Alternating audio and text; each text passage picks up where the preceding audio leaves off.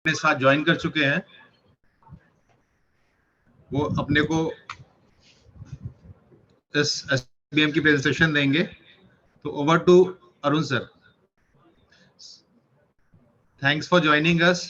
Thanks, एक बहुत ही short notice में आपने अपने इस रिक्वेस्ट को एक्सेप्ट की के लिए many many thanks Arun sir. Over to Arun sir. Thank you very much, Vinod sir. And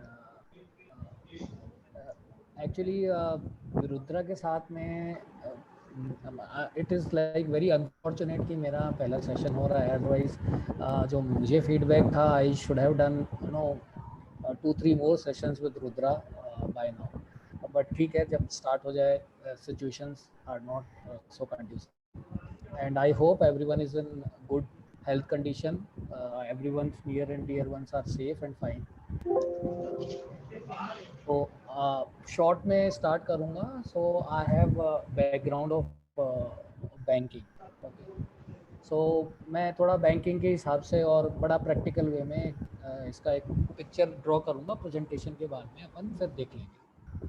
so lending and borrowing arrangement क्या रहता है कि there is something which is, there is a lender and there is a borrower. So when the lender is there, he expects some return in addition to the guarantee of getting its asset back. Similarly, borrower borrows something because there is some need at borrower's end, and when you borrow something, there is some need or some requirement of payment is to be done from the borrower side. Okay. So if we take the example of banks, then banks uh, or usually the banks or NBFCs, which are the lender, and then they have some asset as a backing, usually in the secured lending product, and then they charge the interest, and after the maturity period of the loan, they get back the principal amount along with the interest, right? Now coming back to this security lending and borrowing arrangement, there is a lender. What lender does? It provides security, it lends it to someone who would be using it for various purposes. Those purposes we will cover in the slide. Now, there is X person who is lending and there is a Y person who is borrowing, and there's a whole ecosystem of capital market. The lender does not know the borrower and the borrower does not know the lender.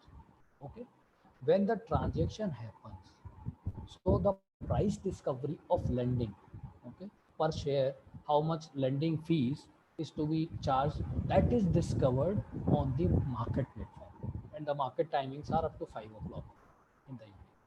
So this price is discovered, but when the trade of trade happens, that this lending is there. So it's just like the market. There is a seller and there is a buyer. So when there is a seller and the trade happens, there is a of providing. Arun sir, Yes, sir. Arun sir, I am interrupting you. थोड़ा सा voice थोड़ी सी लो आ रही है, कुछ लोगों को voice थोड़ी सी मैं करनी बढ़ाने की चाहिए। कोशिश करता हूँ. हाँ प्लीज। अभी थोड़ा बढ़ा सर, या फिर मैं स्पीकर हटा करके कर लेता हूँ. एक second sir, just a minute.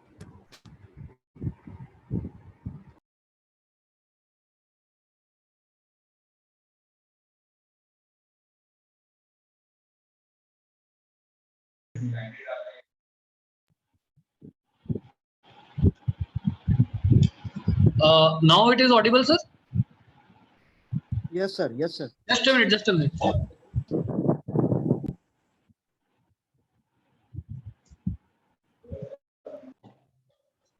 Now it will be even better, I think. Yes. Yes, sir. Yeah. So in security lending and borrowing, I'll come again with that particular part. There is a lender which provides security, okay, and then there is a borrower which is going to use those security for various purposes, okay. Now the way we discover on the exchange platform about the security prices when trading happens, similarly the lending fees per share lending fees that is discovered on the platform, and the market timings are between 9:15 to 5 p.m. Okay, so this lending fees is discovered, but the lenders and borrowers in the capital market, they do not know each other. So there has to be some assurance for the trade fulfillment, okay, from both sides. So when this trade happens, then the lender should provide the stocks, equity to the borrower. So until that thing is not done, there is a margin obligation on the lender. Now, once this first part is done, okay, then the everything is there with only the borrower. Lender has done its part. So when the repayment happens, which we call the reverse leg transaction, then the margin requirement, everything lies at the end of the borrower. Okay. Now there is another concept which is early repay, early recall. Means you borrowed it for a one particular purpose, but in middle of the time you wish to repay, so that facility is also available in this SLBM. So now I'll be running through the slide. There are certain things which where I will not be spending much time in the slide, and there are certain slides where I will be discussing in length, and then we will go to the real market time also. We are left with like 5 o'clock, so I'll take 15-20 minutes only here, and then we will go to the live markets to see how it happens, right? So I'm just sharing the presentation part. Just a minute.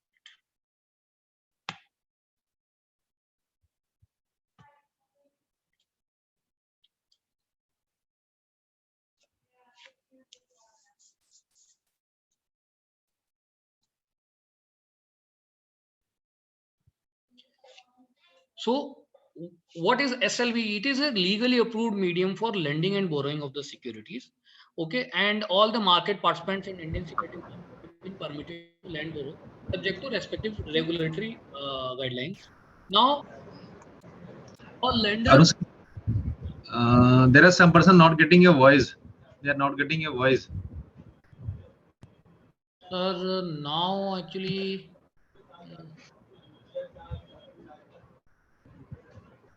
Is it for a particular person, or like, because now I've removed the earphone Particular and person. Just a minute. I'm asking to him. yes, or maybe rest of the audience can post in the chat if it is not audible to others also. Voice clear? अभी आई voice? अभी भी नहीं आ रही.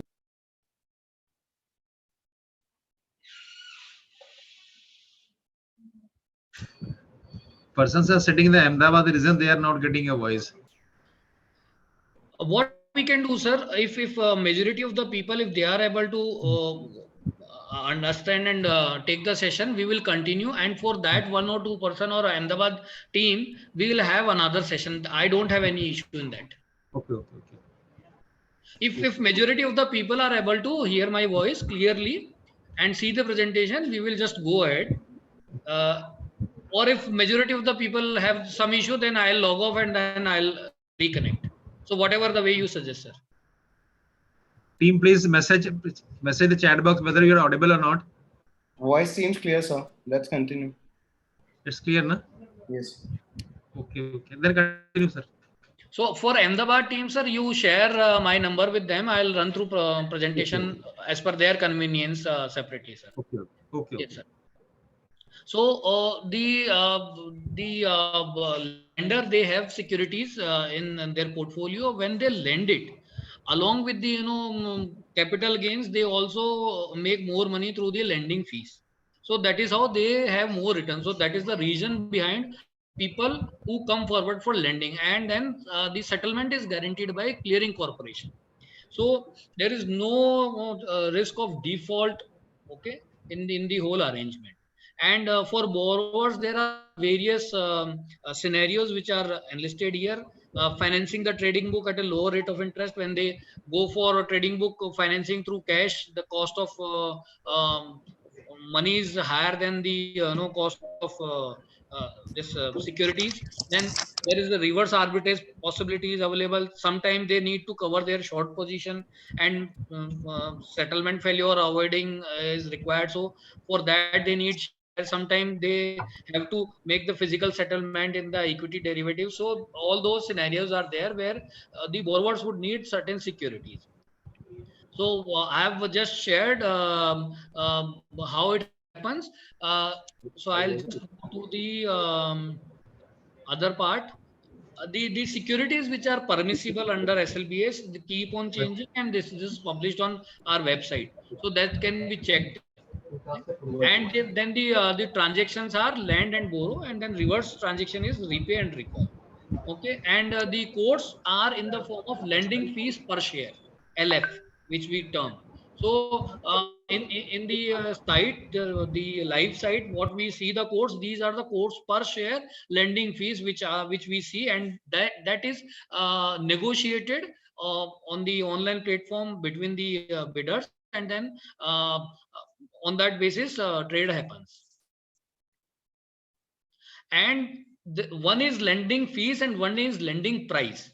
So a share, at what rate it is the lending is done. So last day, so if today the lending happens, so previous days under close price is the lending price. So that is sort of price of the security. If any time if settlement is to be done, that is taken into consideration. Okay.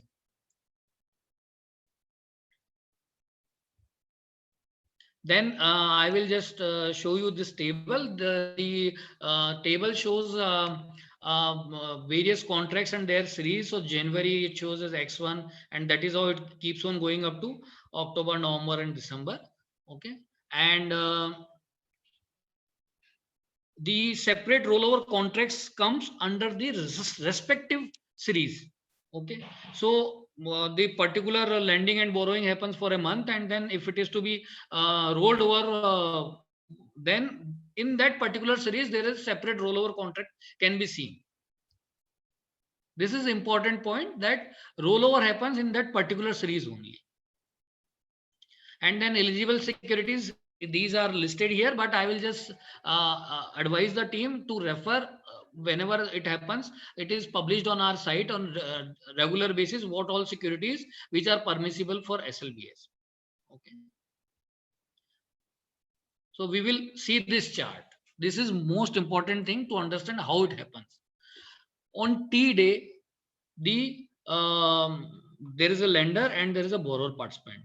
So if the trade happens and if EPI is done from the lender, then there will be no margin applicability.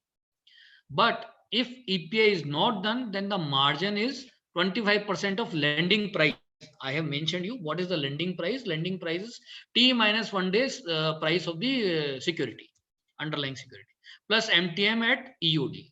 So this is real-time log from collateral. Okay, and quotes are the lending fees per share on the this system, and 12 monthly series are available, and there is a facility available for early recall and recall. Now borrower participant, what is the obligation at T day from borrower participant? Borrower is supposed to provide 100% of lending fees. So suppose 5 rupees per share is decided and 1000 shares. So 5,000 rupees has to be provided from borrower side as a margin on T day. Now we move to T plus 1 day. Trade has happened and we move to T plus 1 day. Securities are to be provided from the lender by 9:30 a.m.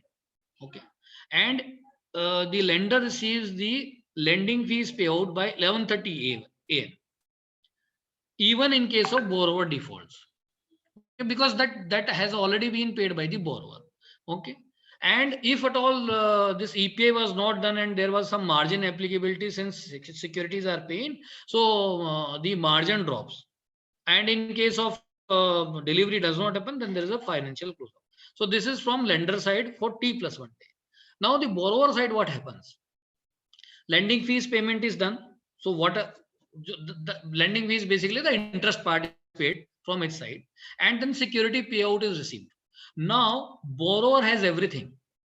Okay, so the risk cover has to be provided from borrower side, whereas from lender side now there is no margin applicability is there. So margins are 100% of lending price, VAR, ELM and MTM at EOD. In case of failure to provide fees to be recovered and passed on to lender, there are mechanism. Okay. Now, so this is what is the borrowing and lending on T day and T plus 1 day. Okay. Now, repay and recall, what happens at a particular, this is like Thursday, first Thursday of every month. This is expiry of the contract. So when the repay recall has to happen. So paying of the security has to happen from borrower side by 9:30 a.m. And when it is done, so margin drops. And in case there is a failure, there is a financial closeout or auction buy. Since there was no liability from the lender side, so there was no margin applicability. And then there is a, if the paying is done from the borrower side, so payout happens to the lender by 11:30 a.m. And if there is a default, then there is a auction mechanism through which payout of security happens, or otherwise financial closeout happens. So this is how this whole mechanism works. Okay. Margins are already discussed. Now there is one thing, that one particular security which is lent and borrowed here, and some corporate action happens during this period. So which can be in the form of dividend, or which can be in the form of stock split, or there are closure of the security for trading. So what happens? So in case of dividend is collected from borrower on book closure or record date +1 and passed on to lender. So dividend goes to borrower, but it is recovered from the borrower and passed on to lender. So lender does not lose the dividend part. If there is stock split, then again outstanding loan quantity adjusted according to the split ratio. So 100 shares lending done, and then there is a split in 1:2, 1:5. Accordingly, 200, 500 stocks will be adjusted at the time of repay.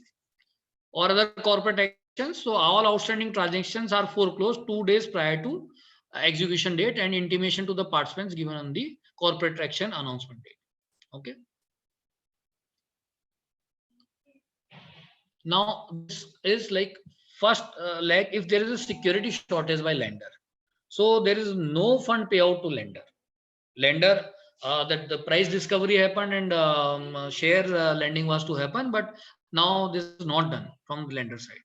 So lender does not receive any payout, and then there is a financial closeout. So which is minimum 25% of T+1 closing price of security. So this is very fine, high penalty. One needs to be very careful. This transaction has to happen very smoothly, and it is always advisable to go for EPI in this particular case. Okay. Then there is a, if there is a fund shortage by borrower, so then that's lending fee is recovered from the borrower. And reverse leg I have already discussed. Now we come to the other part, which is early recall and early repay. So this is early repay can be done from the borrower side. He is having the shares, but he is no more requiring those securities, so he can go for early repay. And the order entry is repay order. Okay. And again there is a this lending fees will be discovered again in the market. And someone who is early recalling, so again for him it will be as good as borrowing from the market, so he will be paying here. Okay. And if the borrower goes for early repaid, the margin gets dropped. And if it is early recalled, margin equivalent to lending fees for the match transaction is charged to him. Okay. Then there is a rollover. So what I have mentioned, that there were various series. With respect to those series only, rollover opens. So if someone wishes to go for rollover, one needs to select it appropriately. We will try to show it in the live session how the rollover series rollover years in the respective series. So there are additional contracts available in the rollover series, and no further rollover shall be allowed after 2 months of rollover. Okay. Last trading day of rollover contract shall be 4th working day prior to expiry of respective near month series.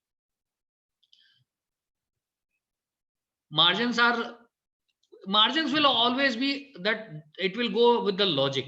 Someone who is having the liability will have the similar margin. Someone who does not have the liability will not have the margin. Okay. So from clearing side, no CP code modification shall be allowed for rollover transaction. This needs to be taken into consideration. Then rollover transaction shall be provided to participant in existing trade report. The rollover obligation shall be provided participant in existing obligation report for first line.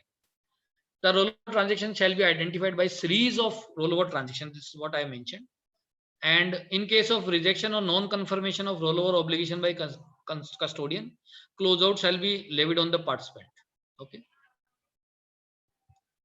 This rejection is similar. Then settlements and foreclosures. So the fund obligation shall be settled on T+1 on existing line and settlement type. And in the event of fund shortage by the borrower, the SLBS transaction shall be cancelled, or such other action may be decided by NSCCL. So basically, this is the product of clearing, and the clearing takes care of the interest of the participant. Okay. Now, what is the benefit for the broker to go for SLBS? So various kind of transaction may be charged with the participant. So it can be based on brokers. They may charge on the turnover, or they may charge on the lending fees. So suppose X value of the turnover they may charge in terms of rupee, or otherwise they may charge straight away share of the lending fees.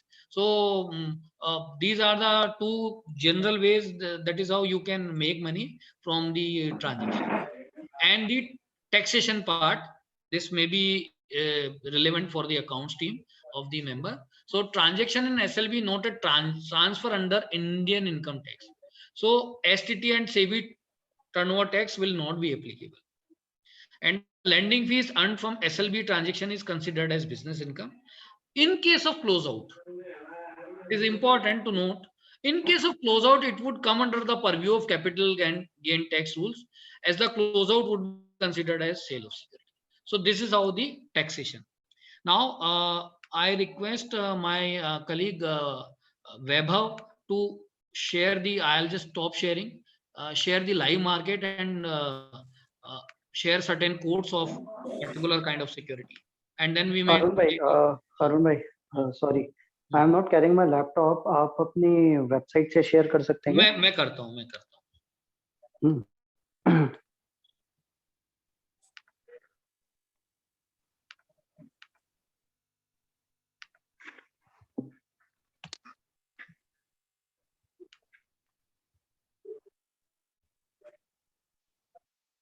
अभी participants को अगर कोई doubt है तो please you can ask because this is a little different product जो जैसे आप capital market या F&O में trade करते हैं उससे, तो initially थोड़ा सा technical आपको लग सकता है, but it is really a very simple product.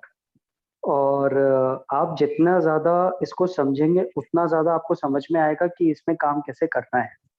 So my request, अगर किसी को कोई भी डाउट है तो प्लीज आप क्लियर कर लीजिए, so that जब आप काम करेंगे तो एटलीस्ट आपको एक बेसिक आइडिया रहेगा कि क्या है, कैसे करना है.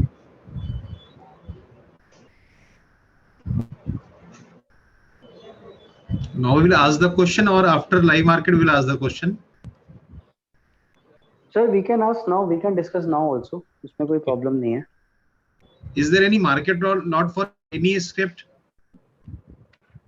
No sir, there is no market lot. आप सिंगल स्क्रिप्ट मतलब एक शेयर में भी काम कर सकते हैं. फॉर एन एग्जांपल, जैसे F&O में मार्केट लॉट होता है, मतलब किसी स्क्रिप्ट का 750 होता है, किसी का 1500 होता है. सो SLBM में कोई भी मार्केट लॉट नहीं है. आप ऑड लॉट के साथ भी ट्रेड कर सकते हो. मतलब अगर आपके पास 350, 325, 445 शेयर भी हैं तो आप उसके साथ भी ट्रेड कर सकते हो, इसमें कोई मार्केट लॉट नहीं है। किसी भी मतलब 1 के मल्टीपल में आप ट्रेड कर सकते हो, कितने भी शेयर आपको करने हैं। और each and every cycle containing 1 month. Yes sir, जैसे F&O की एक्सपायरी होती है 1 मंथ की, वैसे ही SLBM का एक कॉन्ट्रैक्ट जो है उसकी एक्सपायरी 1 मंथ की होती है। ऑल्दो आपके पास अवेलेबल 12 मंथ्स के कॉन्ट्रैक्ट हैं, पर इसमें अभी पॉपुलर होना शुरू हुआ है ये प्रोडक्ट, तो उसकी वजह से आपको सबसे ज्यादा जो अट्रैक्शन दिखेगा वो 1 मंथ के कॉन्ट्रैक्ट में ही मिलेगा, फर्स्ट मंथ के कॉन्ट्रैक्ट में। सो मतलब अगर मैं अभी जून में बैठा हूँ, अच्छा एक डिफरेंस आपको समझना पड़ेगा, जो उसकी कॉन्ट्रैक्ट एक्सपायरी होती है that is of the first Thursday of the month. तो आज मैं जैसे 22 तारीख जून में बैठा हूँ, 23 तारीख जून में बैठा हूँ, तो मेरा जुलाई वाला कॉन्ट्रैक्ट ओपन होगा, मेरा जून वाला कॉन्ट्रैक्ट ओपन नहीं होगा, क्योंकि मेरा जून वाला जो कॉन्ट्रैक्ट है वो ऑलरेडी फर्स्ट थर्सडे को एक्सपायर हो चुका है। तो मुझे हमेशा ये ध्यान रखना है कि मेरा जो भी उस मंथ का कॉन्ट्रैक्ट है वो एडवांस में मेरा एक्सपायर हो चुका होता है, क्योंकि इसका एक्सपायरी जो है फर्स्ट थर्सडे को होती है। It means for we in our running example, the July month ना, we will be running the July month exactly. already we are running in July month contract. Yes, in SLBM, yes, क्योंकि F&O का जो contract होता है वो पूरा month चलता है, SLBM का कॉन्ट्रैक्ट जो है वो एडवांस में चलता है। उसको आप अगर F&O से कंपेयर करेंगे तो वो उस तरीके का कंपैरिजन है। F&O की एक्सपायरी लास्ट थर्सडे होती है, SLBM की एक्सपायरी फर्स्ट थर्सडे होती है, ये हमेशा हमें ध्यान रखना है, ठीक है। अच्छा, दूसरी सबसे इंपॉर्टेंट बात है SLBM में कि आपके 2 सीरीज अवेलेबल हैं, series A and series B, जो मैक्सिमम बोलूं या लगभग 100%, क्योंकि 99.9% of the transactions are happening in SLB, sorry in series B. उसका लॉजिक ये है, सीरीज ए जो है वो ओल्ड सीरीज है, और उस सीरीज में क्या होता था कि अगर कोई कॉर्पोरेट एक्शन होता है तो आपका कॉन्ट्रैक्ट फोरक्लोज हो जाता था। तो उसकी वजह से जो कॉर्पोरेट एक्शन का जो बेनिफिट है, या कॉर्पोरेट एक्शन की वजह से जो भी स्क्रिप्ट या सिक्योरिटीज में जो भी अट्रैक्टिवनेस आती है, वो SLBM के थ्रू हम लोग पकड़ नहीं पाते थे। नाउ अब सीरीज बी के बाद अब you can able to take the benefit of corporate actions too, because आपका कॉन्ट्रैक्ट जो है वो फोरक्लोज नहीं होता, राइट। तो मैक्सिमम जो ट्रेड्स होते हैं वो सारे के सारे सीरीज बी में होते हैं, और सीरीज बी की जो सीरीज बी है, मतलब जो नॉमेनक्लेचर है कॉन्ट्रैक्ट्स का, वो भी डिफरेंट है, उस Series तरीके B. से है। Series B, right. There are 2 series, series A and series B ना। बिल्कुल, अरुण जी आप एक बार फिल्टर बाय के ऑप्शन पे जाएंगे तो वहां पे देखेगी, ऊपर करेंगे ड्रॉप डाउन को, ये देखिए, अगर आप देखेंगे तो ऊपर सीरीज ए है, और उसी को स्क्रॉल डाउन करेंगे तो आपको सीरीज बी दिखेगी। Exactly. तो जो 99.9% ऑफ द ट्रांजैक्शंस है वो सीरीज बी में होते हैं, because of this logic only, because foreclosure नहीं होते हैं कॉर्पोरेट एक्शंस के। तो अभी जो अरुण जी ने विंडो दिखाई है that is basically of series B. आप देखेंगे इसमें तो आपको सिक्योरिटीज दिखेंगी, मल्टीपल सिक्योरिटीज हैं।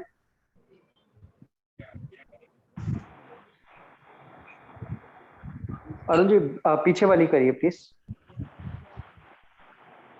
जो मेन विंडो है SLB की।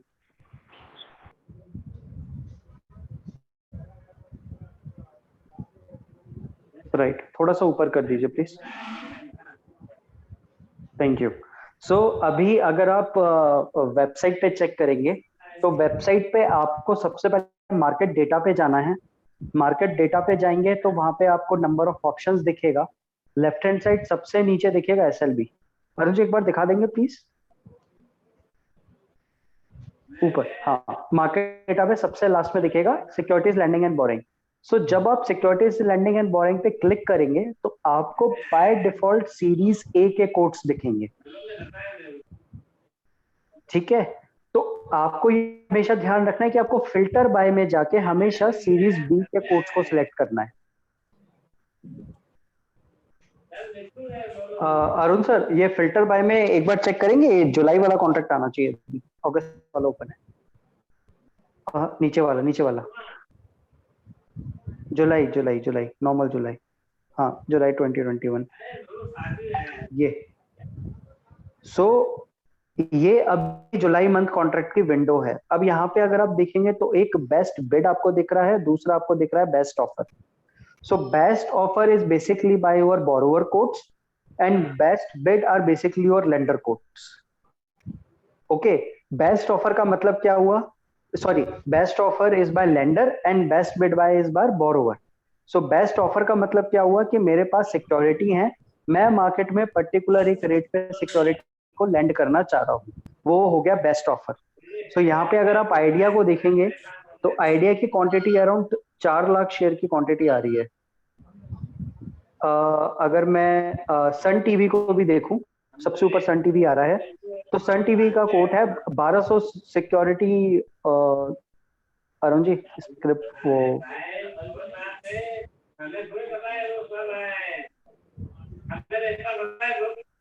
मेन विंडो खोलिए सर, मेन विंडो।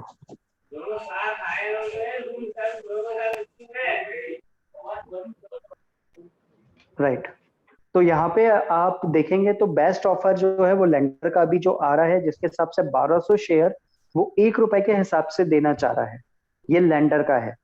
अगर कोई बोरोवर को लगता है कि मेरे को सिक्योरिटी की रिक्वायरमेंट है या मेरे को कैश फ्यूचर आर्बिट्राज में एडवांटेज मिल रहा है, यहाँ पे उसको सिक्योरिटी देनी पड़ेगी, तो यहाँ पे वो ₹1 के ऑर्डर को एग्जीक्यूट करेगा, मतलब वो डालेगा मार्क टू मार्केट ये करंट रेट पे डाल के, और वो ₹1 पे शेयर को परचेज कर लेगा फॉर ए टाइम बीइंग, 1 महीने के लिए। तो आज अगर मैं 23 तारीख पे बैठा हूँ तो मेरा फर्स्ट थर्सडे जो पड़ेगा, मेरे ख्याल से वो फर्स्ट थर्सडे शायद 1 तारीख का है, 1 जुलाई है या 3 जुलाई है शायद, 1 जुलाई। 1 जुलाई है, ठीक है। सो मैं 23 तारीख से बैठ के मैं 1 जुलाई तक मैं ये शेयर को बोरो कर लूंगा, मैं अगर बोरोवर हूं तो, और मैं ₹1 के हिसाब से, मतलब 1200 शेयर अगर मैं उठाता हूं तो मैं ₹1200 लेंडर को ट्रांसफर कर दूंगा, इन अ सेंस क्लियरिंग के थ्रू। बीच में इसमें एनएससीसीएल है, लेंडर और बोरोवर जो भी ट्रांजेक्शन करेंगे वो एनएससीसीएल के थ्रू करेंगे। So NSCCL is the mediator between all the transactions. Any doubt sir?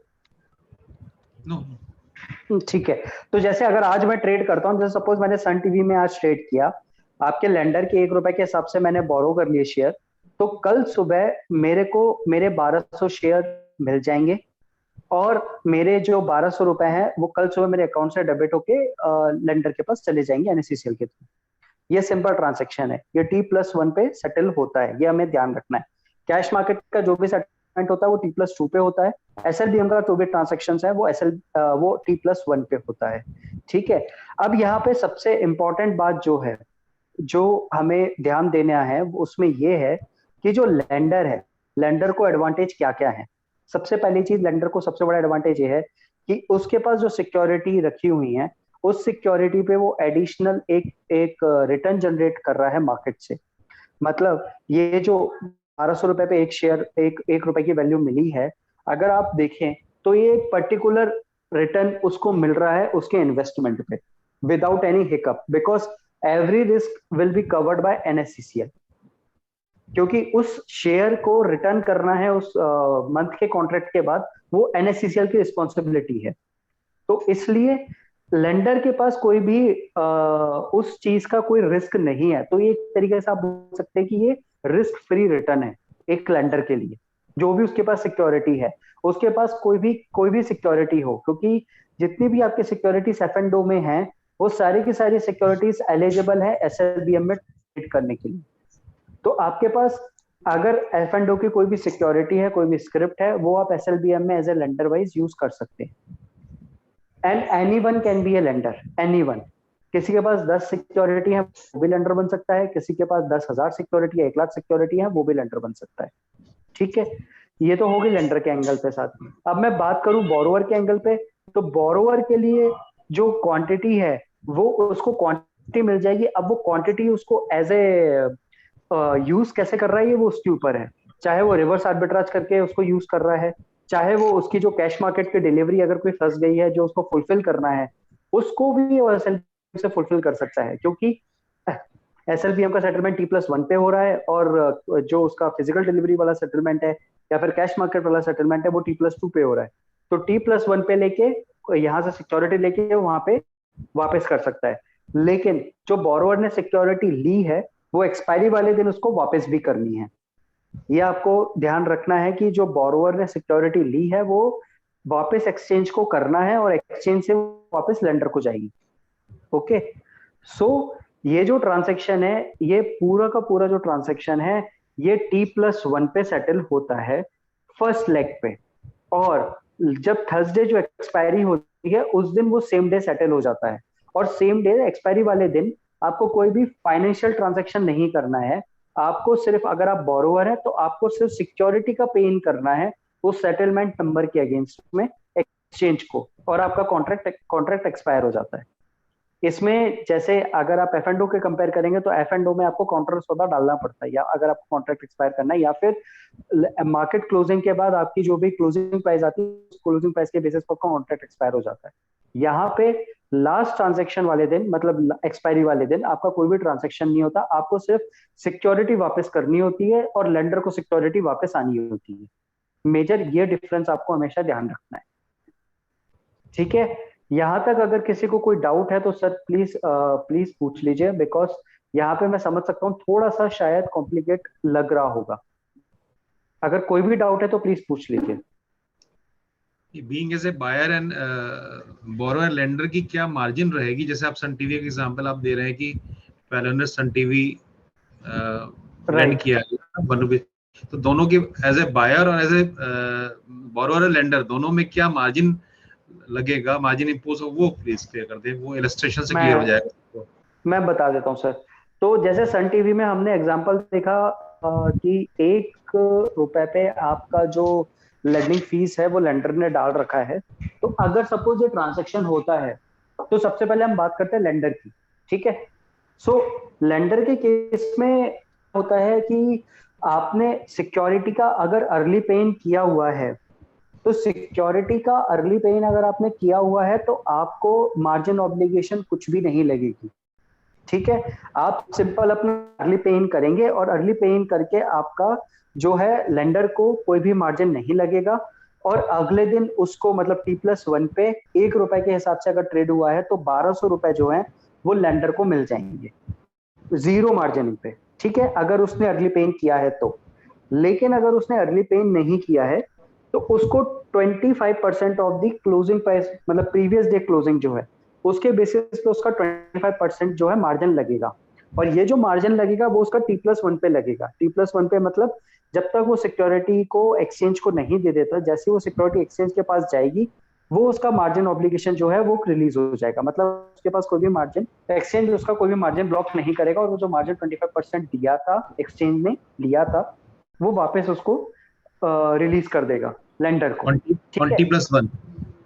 T+1 पे सेम डे, मतलब T+1 जैसे सेटलमेंट T+1 में मॉर्निंग में डेबिट करेगा, T+1 में इवनिंग में पे इन के बाद मार्जिन रिलीज हो जाएगा। नहीं सर, टी डे पे अगर अर्ली पे इन किया है तो कोई मार्जिन नहीं लगेगा, ठीक है। ठीक है।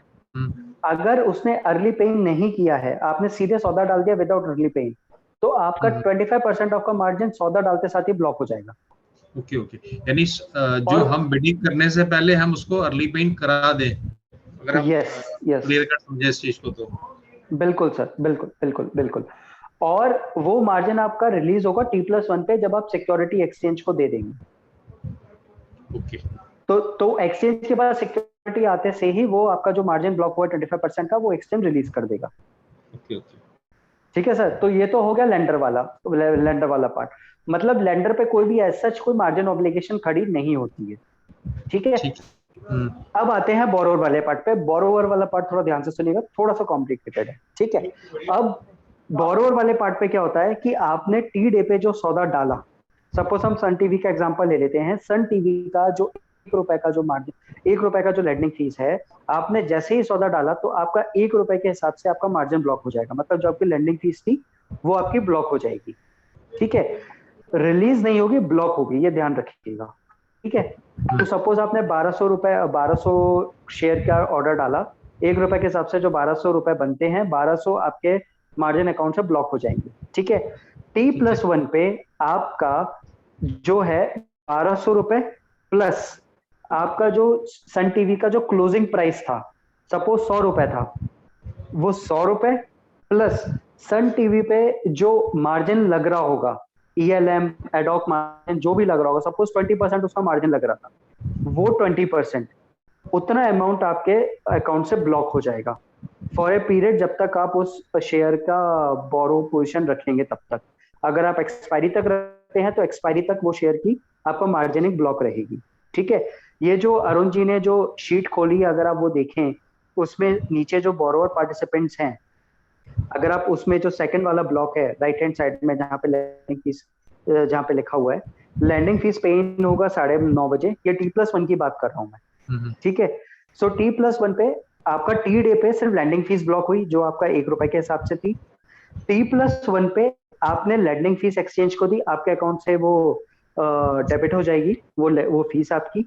ठीक है, और साथ में उसके जो आपका ₹1 था प्लस उस शेयर का जो क्लोजिंग प्राइस था, मतलब सपोज ₹100 था, वो प्लस एडॉक मार्जिन हम मान लेते 20% था, तो वो 120 + 1 ₹121 आपके अकाउंट से ब्लॉक हो जाएंगे।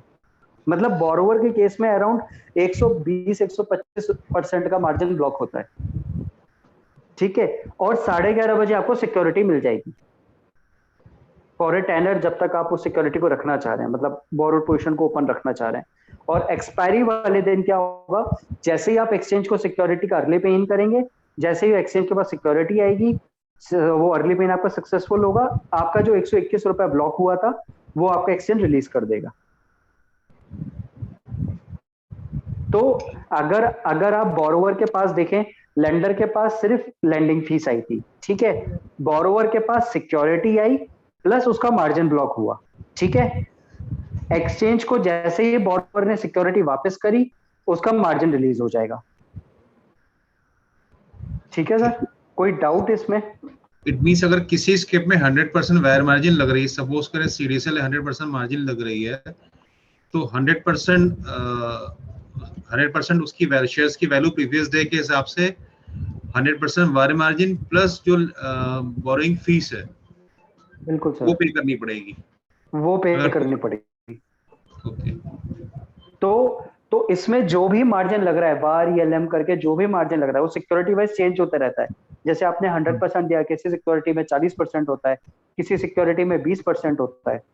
तो जो भी उसका क्लोजिंग प्राइस होगा वो, प्लस जो आपका वार ELM लग रहा है वो, प्लस उसका लैंडिंग फीस तो खैर आपने दे ही दी, तो लैंडिंग फीस तो जाएगी नहीं, बट आपका वार ELM और मार्जिन जो है वो ब्लॉक हो जाएगा। ठीक है, सो अगर आप मोटा मोटी देखें तो इसमें आपका मार्जिनिंग कॉस्ट आ जाती है। तो सर अपना पूरा रिटेल सेटअप है राइट? अपना प्रॉप सेटअप तो नहीं है ना जिसमें आप आर्बिट्राज वगैरह करते हैं? रिटेल सेटअप है। रिटेल सेटअप है। So my suggestion to you is that कि आप पूरा फोकस लेंडिंग साइड रखिए, आप बोरोइंग साइड नहीं रखिए, क्योंकि लेंडर के लिए इतना बड़ा मार्जिन देना, इट्स नॉट, मतलब रिटेल सेटअप के लिए इतना बड़ा मार्जिन देना इज नॉट फिजिबल। क्योंकि ₹100 के शेयर पे उसको अगर आप देखें, अगर 100% का मार्जिन लगता है तो लगभग ₹200 या ₹220 उसको देने पड़ेंगे, राइट? जो कि रिटेल नहीं अंडरस्टैंड करेगा कि उसका लॉजिक क्या है।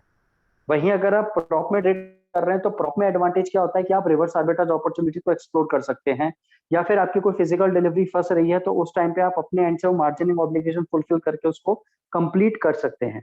लेकिन रिटेल के लिए it's very difficult to come with a huge amount of this kind of margining structure.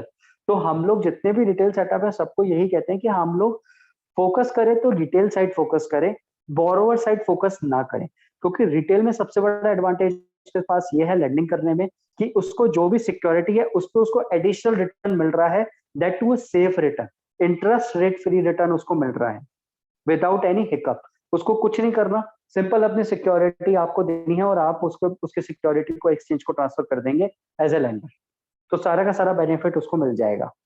कई बार ये जो सिक्योरिटी अगर आप देखेंगे तो अभी 2-3% का रिटर्न चल रहा है। पीछे यस बैंक में लोगों ने अराउंड 25-25, 30-30, 40-40% का रिटर्न कमाया है। उसके बियॉन्ड IDFC फर्स्ट बैंक जो कंटिन्यूसली हाईएस्ट लैंड सिक्योरिटी थी, उसमें अराउंड 40% तक का रिटर्न लोगों ने कमाया है। तो इसमें क्या होता है, अपॉर्चुनिटी के बेसिस पे भी, डिमांड एंड सप्लाई बेसिस पे भी सिक्योरिटी के रिटर्न में वेरिएशन आता रहता है। तो कई लोगों को रिटर्न बनता है। पीछे मुझे सिक्योरिटी का नाम याद नहीं आ रहा, ये एक स्क्रिप्ट थी भूषण स्टील, जिंदल भूषण स्टील अगर आप देखेंगे तो उसमें भी लोगों को काफी रिटर्न मिला है. सो दैट टोटली डिपेंड्स कि किस सिक्योरिटी में क्या चल रहा है, किस बेसिस पे मार्केट में काम चल रहा है, उस बेसिस पे वो रिटर्न के बेसिस पे लोग अपना जो लेंडर है उसको एक एडिशनल रिटर्न मार्केट के जो भी ऊपर नीचे जो भी प्राइजेस हो रही हैं उसके बियॉन्ड उसको एक रिटर्न एडिशनल मिल सकता है. So being a retail setup, my suggestion कि आप पूरा का पूरा लेंडर की साइड फोकस कीजिए, बोरोइंग की साइड फोकस मत कीजिए, क्योंकि बोरोवर थोड़ा सा कॉम्प्लिकेटेड है. और कॉम्प्लिकेशन के बियॉन्ड सबसे बड़ा जो एक इसमें आप बोल सकते हैं कि डिसएडवांटेज होगा रिटेल के लिए, वो ये है मार्जिनिंग ऑब्लिगेशंस को फुलफिल करना, क्योंकि बोरोइंग साइड पे मार्जिन ऑब्लिगेशंस बहुत बड़ी है. ठीक है सर. एक जनरल डेटा में भी मैं बात करूंगा विनोद सर कि अगर आप देखें एक्सचेंज में इंडेक्स फ्यूचर्स के जो वॉल्यूम है, इक्विटी फ्यूचर्स के, स्टॉक फ्यूचर्स के वॉल्यूम्स हैव गॉन अप. तो हमारे जो क्लाइंट बेस है जिनके पास में लॉन्ग टर्म पोर्टफोलियो है of and they just there are certain clients who just keep on maintaining the portfolio. They are not trader, long term investors. So we can always be there for them in the market to get them the additional benefit.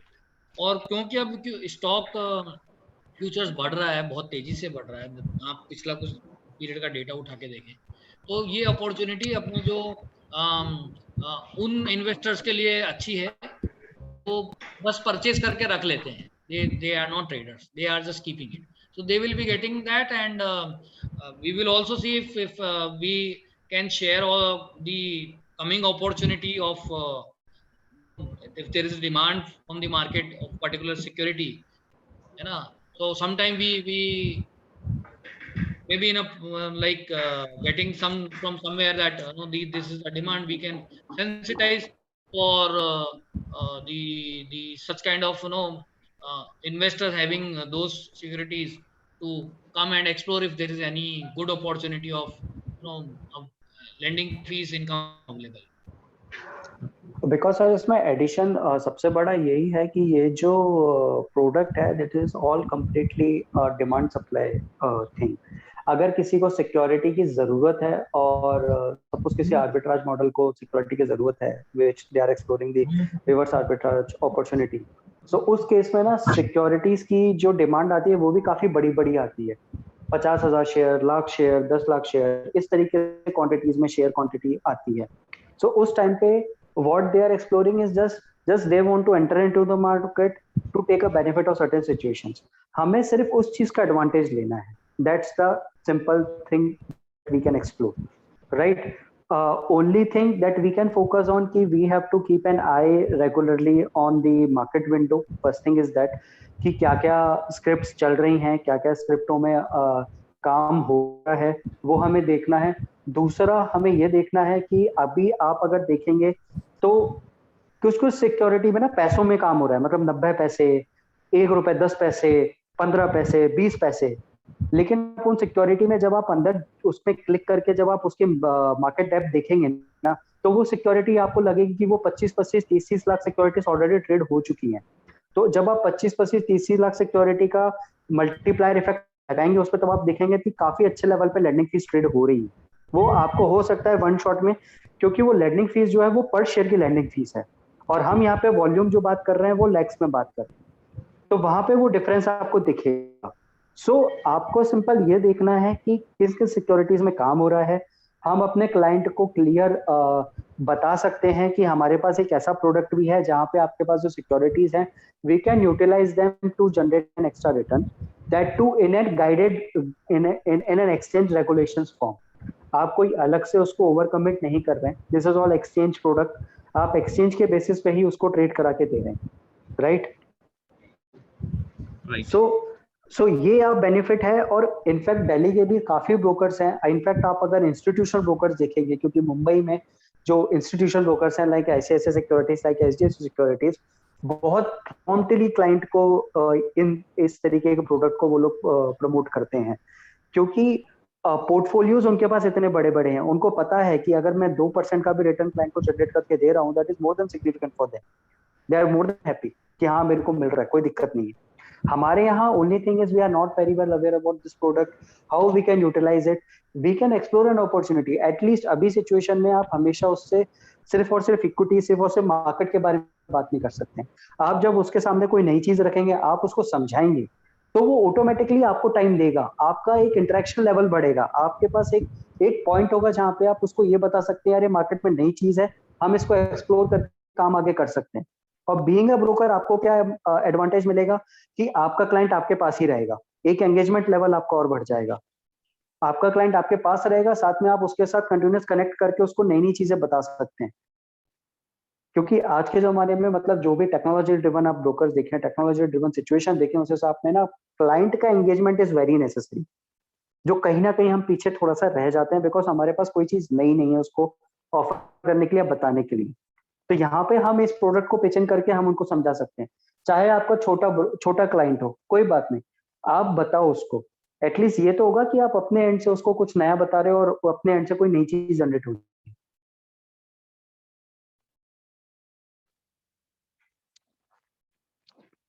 Any other thing that we can discuss, sir? In case of market movement, mark to mark भी collect होगा? Sir इसमें lander को तो कोई फर्क नहीं पड़ेगा, ठीक है, क्योंकि लैंडर का कोई मार्जिन ब्लॉक नहीं है, लैंडर की सिर्फ सिक्योरिटी गई हुई है, ठीक है। बोरोवर के केस में डेली उसका जो भी उसका मार्जिनिंग ब्लॉक हुआ है ना, वो चेंज होगा बिकॉज ऑफ द एमटीएम। सो कभी उसका मार्जिन रिलीज होगा, कभी उसका मार्जिन मतलब जो एक्सेसिव मार्जिन होगा वो रिलीज होगा, और अगर मार्जिन कम पड़ रहा होगा तो मार्जिन उसका ब्लॉक होगा। तो वो बोरोइंग के केस में चेंज होगा, लेंडर के केस में कोई फर्क नहीं पड़ेगा, ठीक है।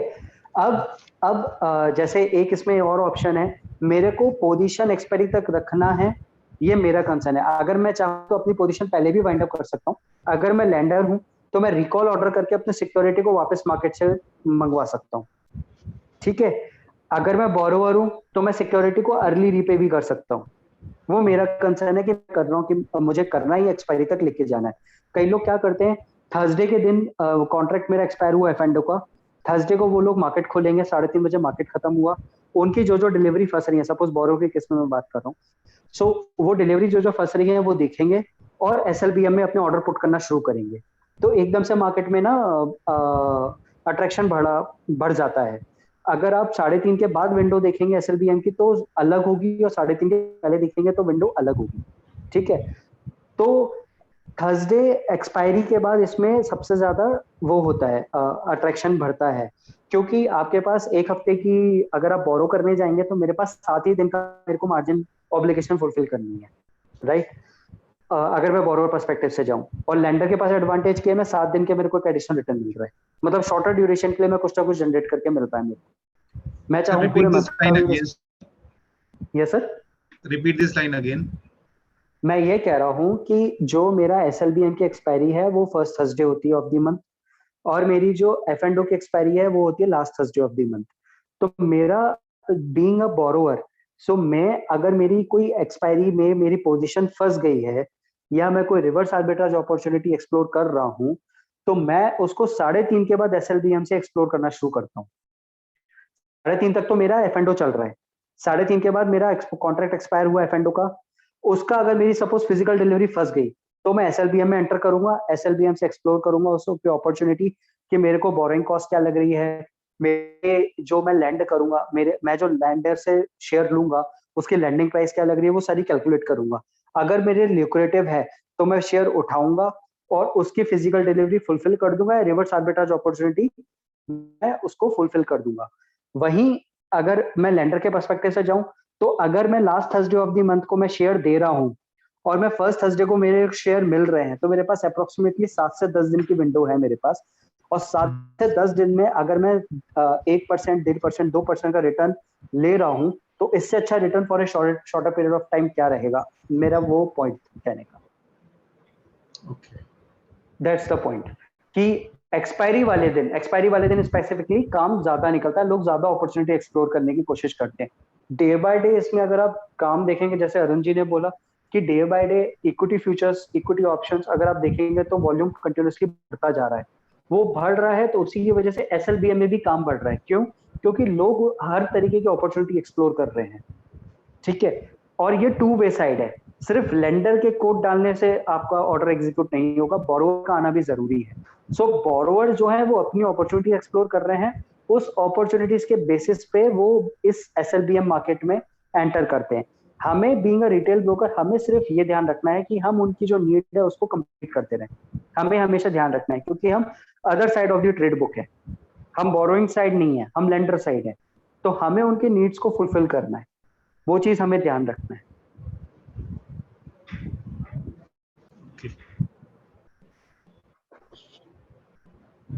Any other thing, sir? What are the expenses imposed by exchange? Sir, there is no transaction charges by exchange. It's a free of No cost. transaction charges, no STT, stamp duty. नहीं है sir.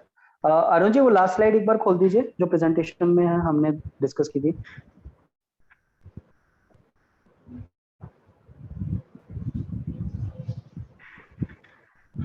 ये देखिए sir, नहीं ये वाली नहीं है, taxation है ये तो। ओके ओके, ये दिए हुए है ऊपर उसमें, ये देखिए securities transaction charges and SEBI turnover fees is not applicable, क्योंकि इसमें सिक्योरिटीज का ट्रांसफर नहीं हो रहा है, आप for a period of time आप सिर्फ लेंड कर रहे हैं सिक्योरिटी को। तो एक्सचेंज एंड से कोई भी स्टैंडर्ड चार्जेस जो आपकी इक्विटी या F&O में लगते हैं, कोई भी स्टैंडर्ड चार्जेस हैं एप्लीकेबल नहीं है। एक्सचेंज एंड से completely free of cost product है। आपको इसके ऊपर आप अपनी सिर्फ ब्रोकरेज चार्ज कर सकते हैं, जो भी ब्रोकरेज है। अच्छा है, एक और चीज है इसमें, जो 2.5% सेबी का जो मैंडेट है ब्रोकरेज का, वो इसके ऊपर एप्लीकेबल नहीं होता है। अच्छा ओके, बिकॉज सिक्योरिटी का जैसे बोला कि security is not a transfer, hands change नहीं हो रहे हैं इसमें, इसकी वजह से। तो जैसे अगर आप इनफैक्ट इंस्टीट्यूशनल ब्रोकर्स की वेबसाइट पे भी देखेंगे, अगर आप HDFC की वेबसाइट पे देखेंगे, तो I think they used to charge 18% the lending fees, उनकी वेबसाइट पे मेंशन है। What is the general charges they are charging from their clients? Just to know about. Sir देखिए मैं आपको दोनों चीजें बता देता हूँ जो इसमें मेंशन है, जैसे कि एक तो बेसिस हो गया टर्नओवर के बेसिस पे और एक हो गया लेंडिंग फीस के बेसिस पे। तो अगर आप टर्नओवर के बेसिस पे जाएंगे तो आपका टर्नओवर की अमाउंट ज्यादा बनेगी, और अगर आप लैंडिंग फीस पे जाएंगे तो लैंडिंग फीस की प्राइस बहुत कम बनेगी, क्योंकि लैंडिंग फीस 1 रुपए या 10 पैसे या 20 पैसे या 25 पैसे के बेसिस पे बनेगी। तो बीइंग अ ब्रोकरेज हाउस आप अपने क्लाइंट को सर्विस करना चाह रहे हैं, एक तो वो चीज होती है कि मैं क्लाइंट को सर्विस कर रहा हूँ तो मेरे को फर्क नहीं पड़ता मेरे को ब्रोकरेज क्या आ रही है, ठीक है। लेकिन अगर उसका आप फाइनेंशियल लुकआउट देखेंगे तो I think based on turnover आपको ज्यादा बेनिफिट मिलेगा, क्योंकि टर्नओवर में अमाउंट ज्यादा बनेगा। तो अगर आप उसका परसेंटेज चार्ज करेंगे तो कहीं ना कहीं डिफरेंस ज्यादा बनेगा।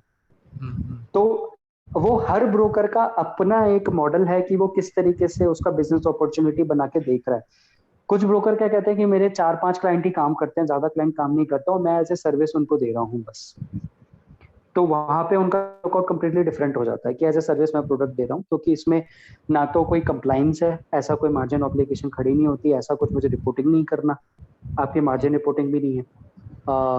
तो वो डिफरेंसेस पड़ जाते हैं इसमें। इसलिए मतलब टोटली इट्स योर कॉल कि आपको कैसे इसको लेके जाना है आगे।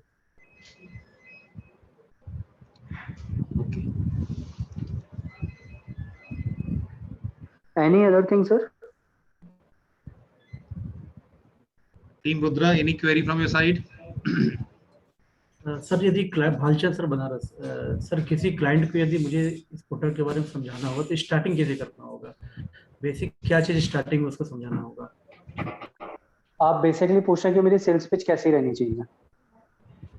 राइट सर, ठीक है, आपके पास क्लाइंट है, आपका क्लाइंट है, आपको उसको मालूम है कि उसकी होल्डिंग क्या है, राइट। नॉर्मली सारे आरएम्स को जो भी टीम है सबको पता होता है कि उनके क्लाइंट की होल्डिंग क्या क्या है, कौन क्लाइंटेल किस तरीके का काम करता है, राइट। सबसे पहले तो आपको वो क्लाइंट आइडेंटिफाई करना है जो लॉन्ग टर्म इन्वेस्टमेंट करता है, जिसके पास होल्डिंग है, राइट।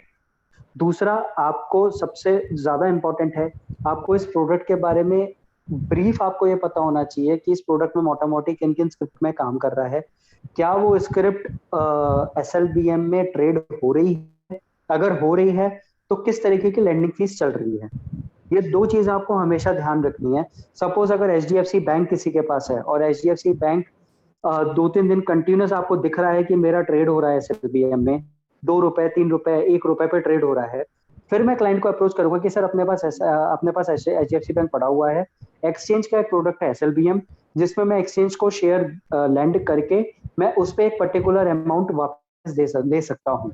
सो मैं उस, जैसे सपोज किसी के 1000 HDFC बैंक पड़े हुए हैं, तो आप उसको पिच कर सकते हो, सर देखो अपना जो शेयर है वो ₹1 पे चला जाएगा, अपने को ₹1000 HDFC पे 4 दिन, 5 दिन, 10 दिन के मिल जाएंगे, अपने को कुछ नहीं करना है। तो सिंपल सी पिच आपको पहले खुद को कंफर्टेबल होना पड़ेगा कि कौन कौन सी स्क्रिप्ट इसमें ट्रेड हो रही है, उसके कंपैरिजन में क्या लैंडिंग फीस चल रही है, तभी आप क्लाइंट को बता पाओगे। क्योंकि इसमें आप कंटिन्यूअसली क्लाइंट को ये नहीं बोल सकते कि सर अच्छा काम हो रहा है, ये काम हो रहा है, आपको इतना रिटर्न मिल जाएगा, वो चीज आप नहीं पिच कर सकते। थोड़ा सा पिच आपको डिफरेंट रखनी पड़ेगी, थोड़ा सा अपने पास पॉइंटर्स रखने पड़ेंगे कि लैंडिंग फीस किस हिसाब में चल रही है, ₹1 चल रही है, ₹2 चल रही है, ₹3 चल रही है। फिर उस जो क्लाइंट है उसके पास होल्डिंग कौन कौन सी है, कौन कौन से शेयर है उसके पास, वो SLBM में ट्रेड हो रहे हैं कि नहीं हो रहे हैं, वो भी चीज है। ठीक है sir? Okay sir, okay, thank you sir. Sir number of scripts presently कितनी है जो SLBM में लिस्टेड है? सर जितनी F&O में है वो सारी की सारी स्क्रिप्ट SLB में है। ओके तो आई थिंक Second- समवेयर 130 या 135 स्क्रिप्ट्स हैं शायद अभी। Okay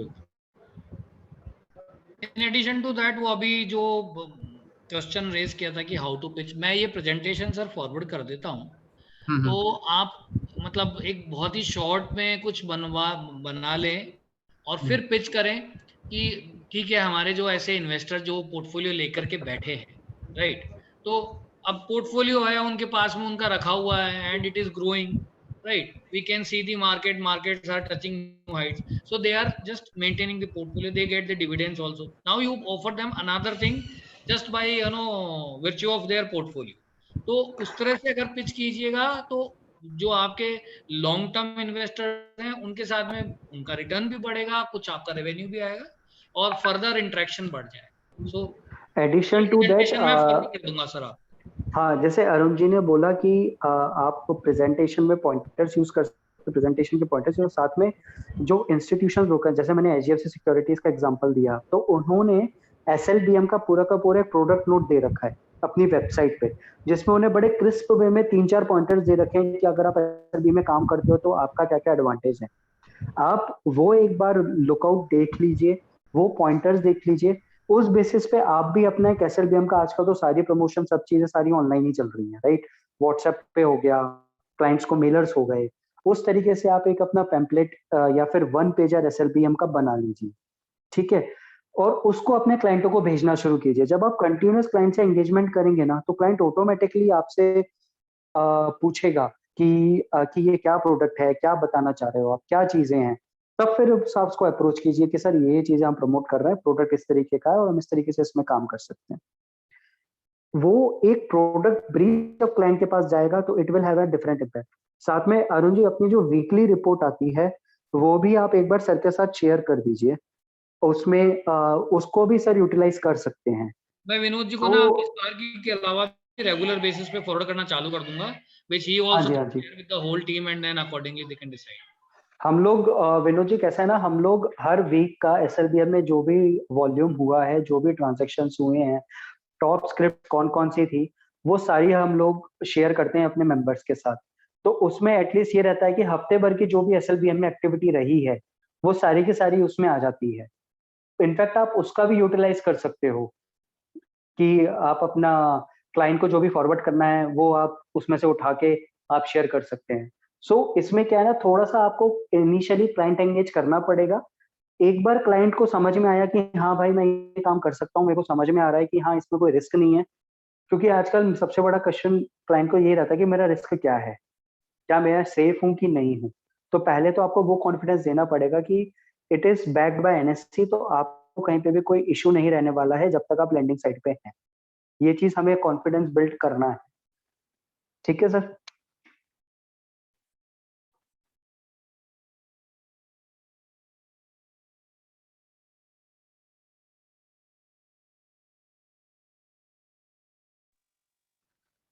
any other thing sir?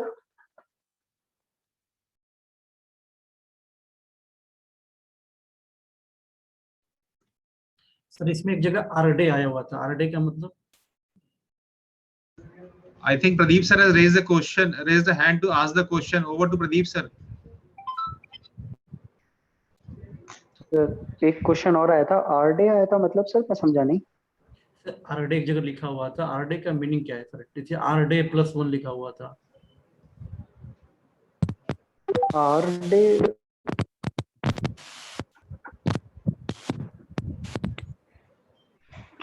कोई बात नहीं सर, एक काम करते हैं, अरुण जी आप प्रेजेंटेशन शेयर कर देना सर, आप एक बार चेक करके बता देना आप किस स्पेसिफिक चीज से पूछ रहे हैं, तो वो हम डाउट क्लियर कर देंगे। सर जहाँ पर NSCCL लिखा हुआ था, जो आप क्लियर भी समझा रहे थे, वहीं पर लिखा था आर डे, फिर नीचे लिखा था R+1 डे, जो फर्स्ट थर्सडे आप अच्छा series.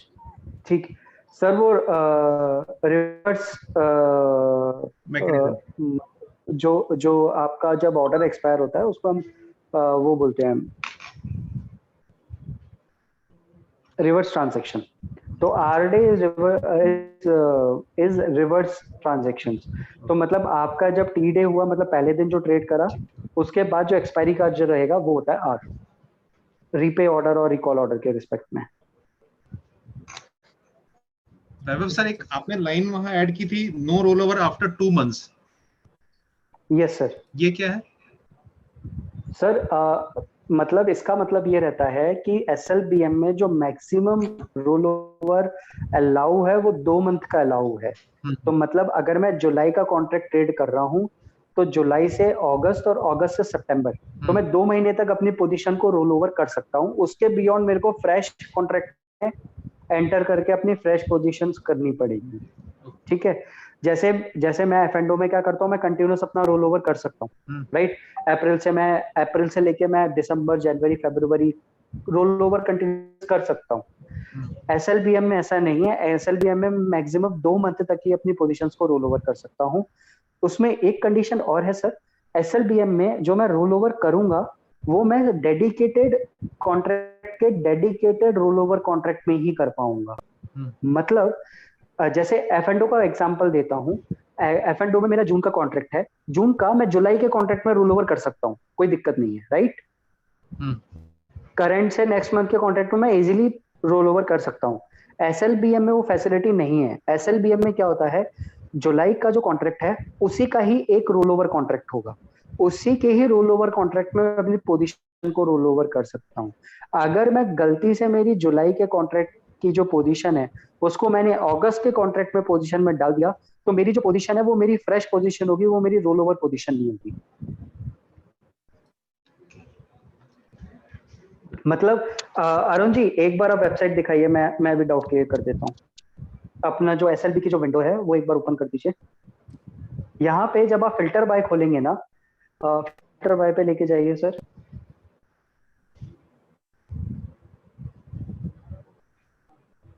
Filter by left hand side. यहाँ पे अगर आप देखेंगे तो बस अरे ऊपर कीजिए बस सीरीज बी में देखिए, सबसे ऊपर एक जुलाई 2021 आ रहा है, उसके नीचे जुलाई 2021 L1 और L2 आ रहा है। तो ये जो L1 एंड L2 हैं ये जुलाई के डेडिकेटेड रोल ओवर कॉन्ट्रैक्ट है। तो आपके जुलाई की पोजीशन आप या तो जुलाई L1 में कर सकते हो या जुलाई L2 में अपनी पोजीशन को रोल ओवर कर सकते हो। Simple thing. आप अपनी पोजीशन जुलाई की अगस्त में लेके नहीं जा सकते, एक्सपायरी कॉन्ट्रैक्ट की अगस्त में ही होगी। अगर आप जुलाई का रोल ओवर लेके जा रहे हैं L1 में, तो L1 की जो एक्सपायरी है वो अगस्त के कॉन्ट्रैक्ट में ही होगी, बट वो कॉन्ट्रैक्ट अलग है। बस ये आप उसको समझिए कि कॉन्ट्रैक्ट जो है वो कॉन्ट्रैक्ट इज डिफरेंट। तो इसमें हम बात करते हैं तो इसमें आप ये बोल सकते हैं पेरेंट कॉन्ट्रैक्ट है, बाकी उसके चाइल्ड कॉन्ट्रैक्ट है, तो रोल ओवर सिर्फ चाइल्ड कॉन्ट्रैक्ट में ही होगा। अब जैसे ही जुलाई का कॉन्ट्रैक्ट एक्सपायर होगा तो अगस्त का कॉन्ट्रैक्ट ओपन होगा, तो अगस्त का कॉन्ट्रैक्ट ओपन होते साथ ही अगस्त के रोल ओवर कॉन्ट्रैक्ट भी ओपन हो जाएंगे। अभी आपको अगस्त का कॉन्ट्रैक्ट रोल ओवर नहीं देखा, वो कॉन्ट्रैक्ट जैसे ही लाइव होगा उसके साथ में रोल ओवर कॉन्ट्रैक्ट लाइव हो जाएंगे। ओके जब हमको रोल ओवर करना होगा तो जुलाई के L2 में हम जाएंगे, L1 या L2 दोनों में से किसी में भी। L1 की एक्सपायरी अगस्त में होगी, L2 की एक्सपायरी सितंबर में होगी। Okay clear. तो L1 आपका नेक्स्ट मंथ हो गया और L2 आ गया उसका फार मंथ हो गया, एक तरीके से अगर हम डेरिवेटिव की भाषा में बात करें तो। Okay normally people are not very much keen about roll overing their positions because liquidity का थोड़ा सा कंसर्न हो जाता है.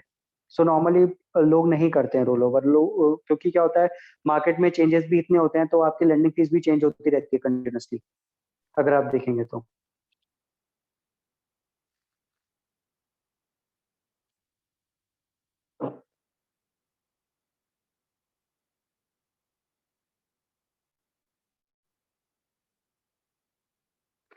Any other doubt sir?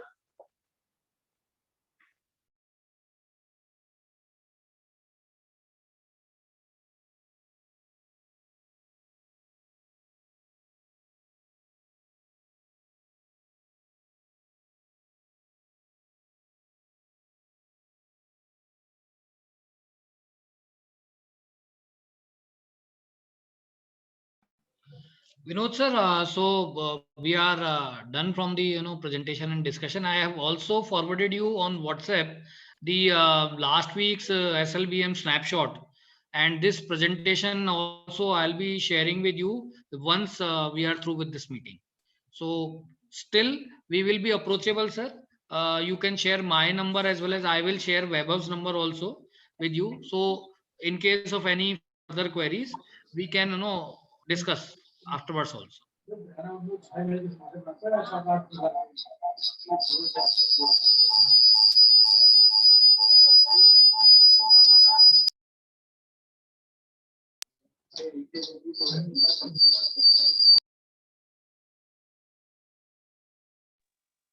Sir एक चैट में आई थिंक पंकज जी ने क्वेश्चन पूछा है what is the process to participate in SLBM. So मैं इस वाले पॉइंट को थोड़ा सा क्लियर कर देता हूँ. ये being a trading member I think Rudra is enabled in SLBM, है ना sir? Yes, we are enabled. Yes sir. So Just we have to do some formalities. We can go for it. ठीक है. एक थोड़ा सा प्रॉब्लम इसमें ये है कि अभी एसएलबीएम जो है सीटीसीएल पे अवेलेबल नहीं है. Odin is in process of developing the SLBM as a product terminal पे, but अभी वो they are still in process. So currently जो है आपको नीट पे ही इसको ट्रेड करना पड़ेगा. Neat pay? Yes sir, neat plus. अभी नीट प्लस है वैसे, नीट तो वो डिसकंटिन्यू हो गया है. तो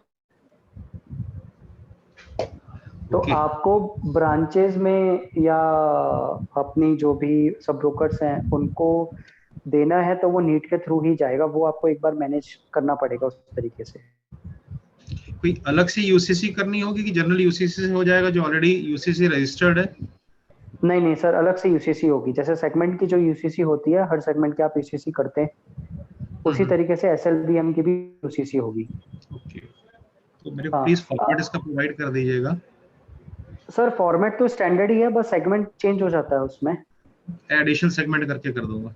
बिल्कुल सर, बिल्कुल बिल्कुल बिल्कुल. और इसका ना एक सर्कुलर है जो जनवरी में आया था. अरुण जी, मैं आपको वो सर्कुलर शेयर कर दूंगा with respect to the penalty structure in SLBM. तो वो थोड़ा सा आप एक बार क्रॉस चेक कर लीजिएगा, क्योंकि इसमें UCC is the most important thing जो आपको सबसे पहले करनी है किसी भी क्लाइंट की. Okay okay.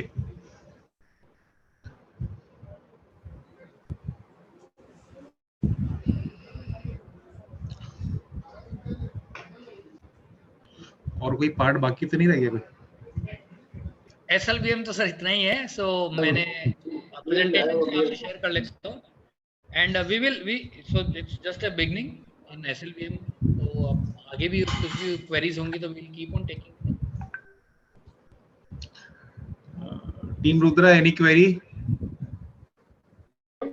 किसी के साइड से कोई क्वेरी हो?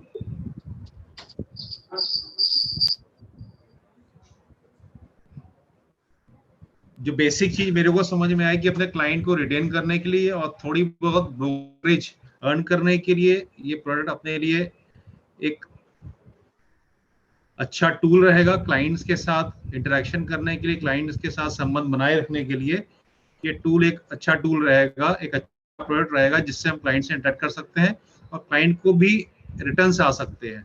और क्लाइंट भी अपने सस्टेन करेंगे कि we are also doing SLVM और उनको समझा सकते हैं। तो आई थिंक हम लोग यहाँ पर मीटिंग को कंक्लूड करते हैं। Over to Siddharth for concluding the meeting. Thank you so much भैया, बहुत बड़ा अच्छा इंटरेक्टिव सेशन रहा, बहुत सारे कई क्वेरीज अपने लिए हेल्प आउट हो सकी है। और ये बहुत बढ़िया टूल है कि अपने क्लाइंट्स को हम लोग इसके अगेंस्ट हम लोग रिटर्न बहुत प्यार से मिल सकता है और अच्छे से वो काम कर सकता है, और इसमें ब्रोकरेज भी अपनी अच्छे जनरेट कर सकते हैं। अब अपने साथ जुड़ चुके हैं तो अपने कई चीज़ें, कोई भी क्वेरीज है, आपको कोई भी पॉइंट्स आते हैं, अपने क्लाइंट से डिस्कस करिए और प्लीज़ गेट बैक करिए, और हम लोग डायरेक्टली आपको कनेक्ट कर सकते हैं और उसके बाद अपने क्लाइंट से काम स्टार्ट करा सकते हैं। Special thanks to NSE team जो अपने साथ इतने लास्ट मोमेंट पे प्लान कर पाए और अपने साथ जुड़ के इतना बढ़िया सेशन दे पाए। थैंक यू सो मच, बहुत बढ़िया रहा सर। अरुण वेंकटा सर और Vaibhav Sharma ji. Ajay Sharma. Vaibhav Sharma ji. Vaibhav Sharma. Thank you sir, thank you, thank you, thank you so much sir. Thanks Arun. Now we are concluding the webinar. Thanks to all of you. Thanks to Team Rudra. Thank you sir, thank you. Thank you.